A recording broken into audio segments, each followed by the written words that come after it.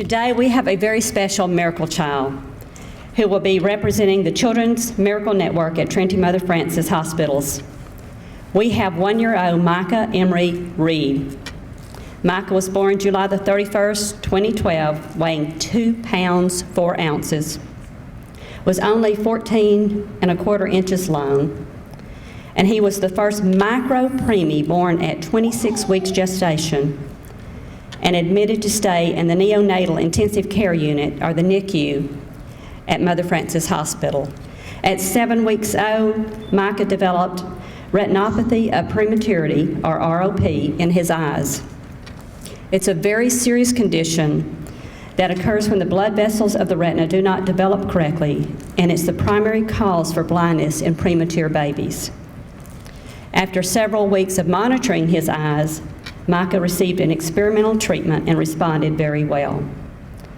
Having a premature child is something none of us really choose to do, but it's a challenge and just a real blessing. It's one of those things that you don't really know how it's going to be when you go in. There's a lot of fear, and a child as young as him, you don't know what's going to happen. It's one day to the next, and but for us, we just kept faith. We prayed. We had a good support system, and we trusted the doctors and nurses who were really amazing. They cared for him with a high degree of technical and care, but they also cared for us and helped us support, because it is a difficult emotional journey to go through.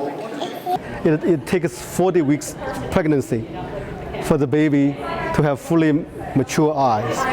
Okay, when Micah was born, 26 weeks, the front half of his eyes did not have any blood vessels inside, and then he bled in both eyes. That could have caused blindness. Okay, and the conventional treatment is destructive. Is use laser to destroy the front half of the eye that's not mature. Okay, I talked to the parents, Mr. and Mrs. Reed, and we talked about the possibilities using laser or newly developed medications, because before I became a doctor, I was a scientist.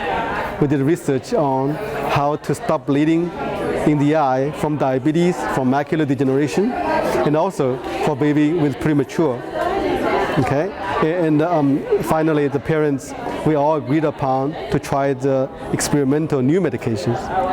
We numbed Micah's eyes. We injected medicine into his eyes, and the bleeding vessel stopped. The bleeding stopped in a few hours. We are very honored.